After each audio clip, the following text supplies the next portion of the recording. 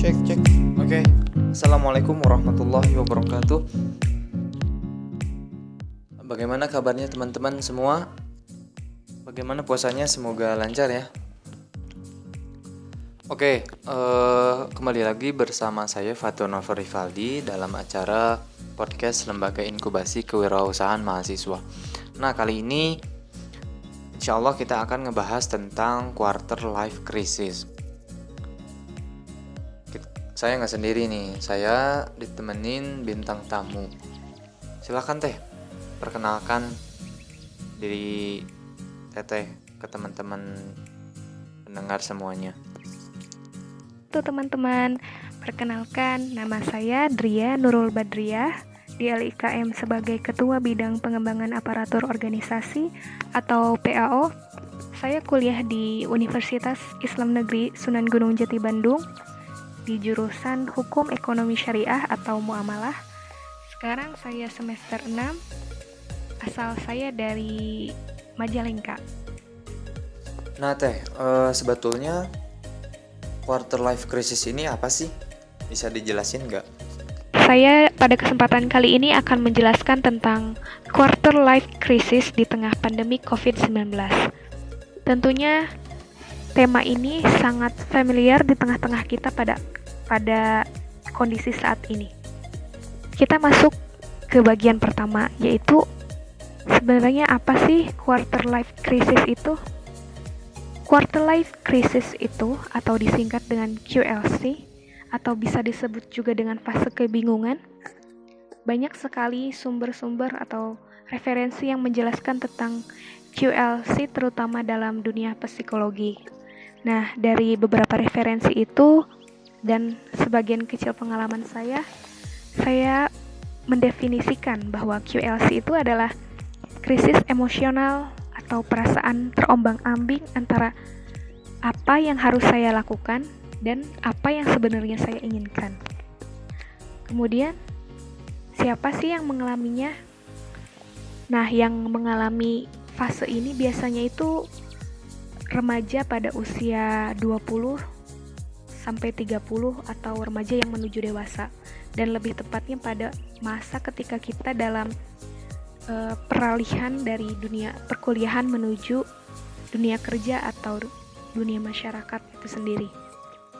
Nah, ciri-cirinya apa? Ciri-cirinya seperti yang dijelaskan pada definisi tadi. Yang pertama, kita itu merasa rendah diri. Kemudian yang kedua kita tuh merasa ragu pada diri sendiri ini. Ketiga, kita merasa nggak aman ketika melakukan sesuatu.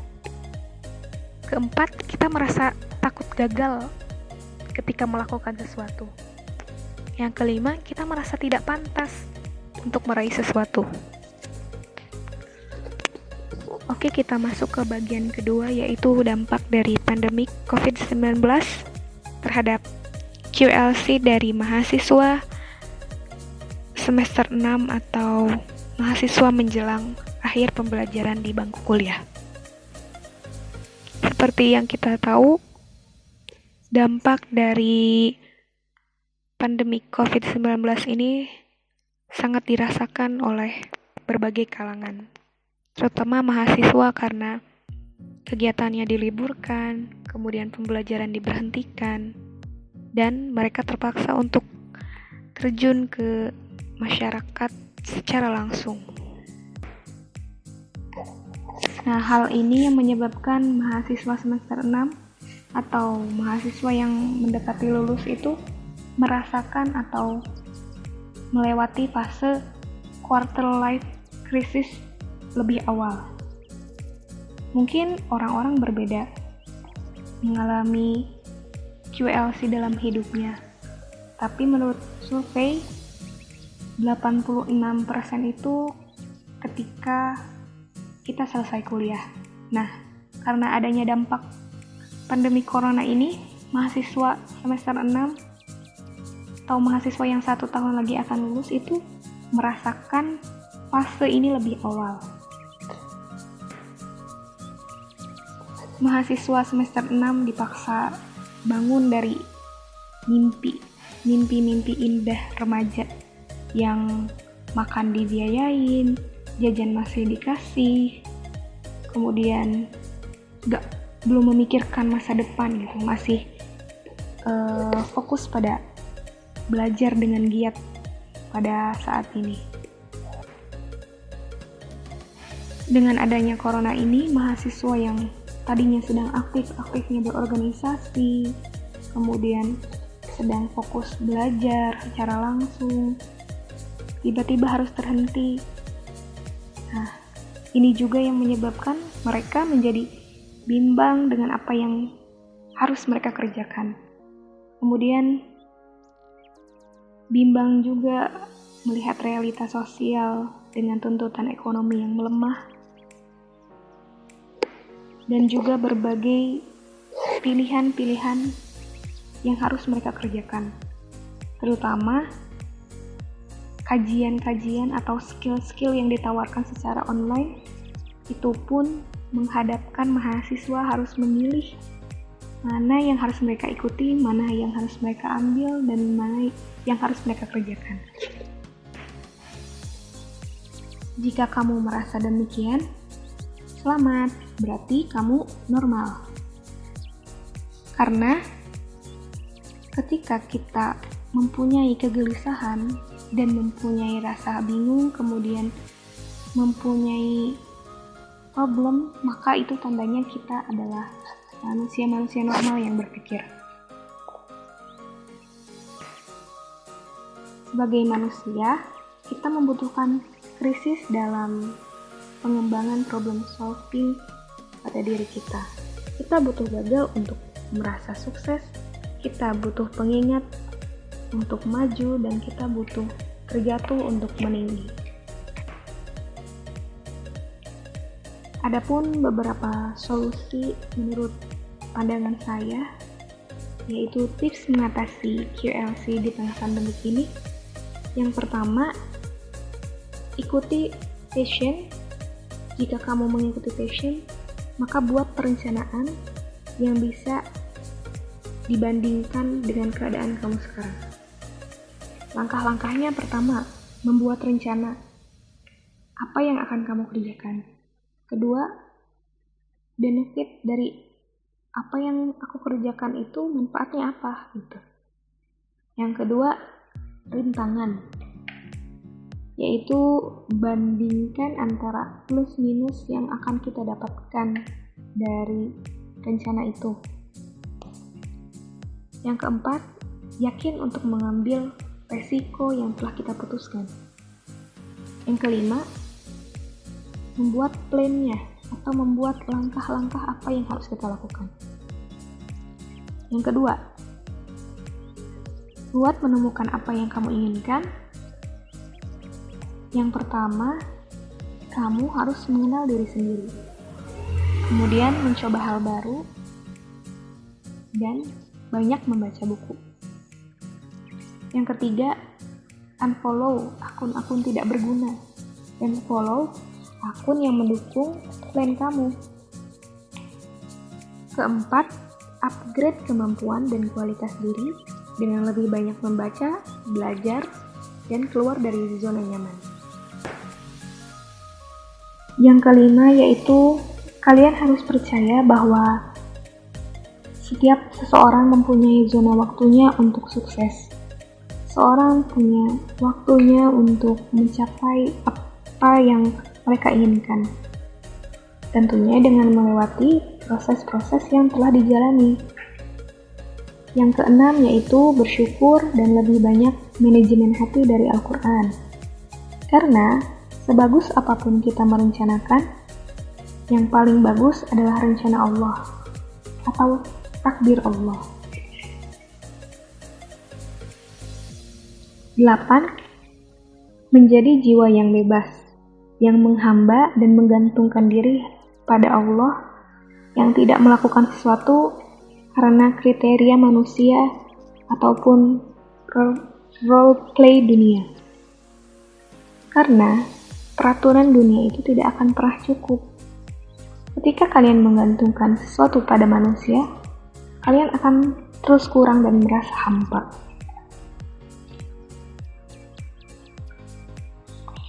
Yang kesembilan, yang paling penting adalah kerjakan apa yang bisa kamu kerjakan saat ini. Yang kesepuluh, berkontribusi pada lingkungan ataupun orang tua kalian. Benar banget sih Teh, ketika kita merasa rendah diri terhadap orang yang di atas kita cenderung untuk berputus asa dan malas-malasan gitu Teh untuk mencapai tujuan kita ataupun mimpi kita. Nah, pertanyaannya, apa sih yang menyebabkan QLC ini? Untuk penyebab dari QLC itu sendiri, banyak sudut pandang dan banyak sekali referensi yang menyatakan penyebabnya. Tapi di sini saya hanya memaparkan 3 penyebab dari quarter life crisis itu. Yang pertama adalah mimpi. Nah, faktor mimpi itu ada 2. Yang pertama, ketika kita tidak serius memikirkan mimpi itu. Jadi, ketika kita sadar mimpi itu belum tercapai, kita mempunyai perasaan tidak yakin untuk mengejarnya, takut untuk menggapainya, takut untuk mengambil resiko dan merasa terlambat untuk mewujudkan mimpi itu. Kemudian faktor kedua dari mimpi yaitu kita tidak mempunyai mimpi sama sekali. Ketika kita berada pada usia 20-30 tahun, ketika kita harus mengerjakan sesuatu, ternyata kita tidak mempunyai mimpi, tidak tahu apa yang harus kita kerjakan dan apa yang harus kita inginkan. Itu menjadi penyebab QLC. Kemudian yang kedua yaitu banyaknya pilihan hidup. Ini adalah faktor dari perkembangan zaman, terutama dalam bidang teknologi, yang menuntut kita bisa mengerjakan berbagai pekerjaan dalam satu waktu, kemudian mengetahui berbagai pekerjaan dalam berbagai bidang dan sebagainya, sehingga kita mempunyai banyak pilihan untuk dicapai. Yang ketiga adalah konflik kepentingan antara individu dan lingkungan sosial. Kita terlalu banyak memperdulikan perkataan orang lain, sehingga kita mengurungkan pendapat kita sendiri, sehingga dampaknya itu kita memenuhi antara apa yang kita inginkan atau apa yang orang lain inginkan. Oke, jadi seperti itu ya Teh. Sangat penting banget nih buat teman-teman semua dan juga diri saya pribadi untuk lebih baik ke depannya dan agar tidak insecure terhadap orang lain. Nah, mungkin terakhir nih, ada yang ingin disampaikan nggak ke pendengar semuanya? Closing statement dari Teh Dria. Oke, terima kasih Kang Fatur. Untuk terakhir, kesimpulan yang saya akan berikan yaitu dampak positif dari pandemi corona yang dirasakan diri saya ataupun mungkin sebagian dari kalian, yaitu kita diingatkan dan diberi ruang oleh Allah Subhanahu wa Ta'ala untuk berpikir sejenak. Bukan hanya tentang masalah dunia, tapi tentang ketenangan hati, yaitu beribadah dan bermuhasabah. Kita diingatkan bahwa sebesar dan setinggi apapun rencana-rencana dan cita-cita kita, rencana Allah atau takdir Allah tidak menjadi kuasa kita sebagai makhluk yang lemah. Setelah pandemik ini, manusia akan keluar dan kembali kepada lingkungannya, tempat berprosesnya, dengan hal-hal yang baru, yang telah kita kerjakan selama hashtag di rumah aja. Semuanya akan berbeda, ada yang meningkat drastis dan ada yang menurun tajam. Tapi yang pasti Allah memberikan waktu yang sama untuk kita, yaitu waktu luang. Tinggal bagaimana kita sebagai personal memanfaatkan waktu kita sendiri. Nah, yang perlu diingat dan poin penting dari quarter life crisis itu, pertama, percaya pada diri sendiri. Kedua, upgrade kemampuan diri. Ketiga, kerjakan apa yang bisa dikerjakan. Keempat, buat rencana.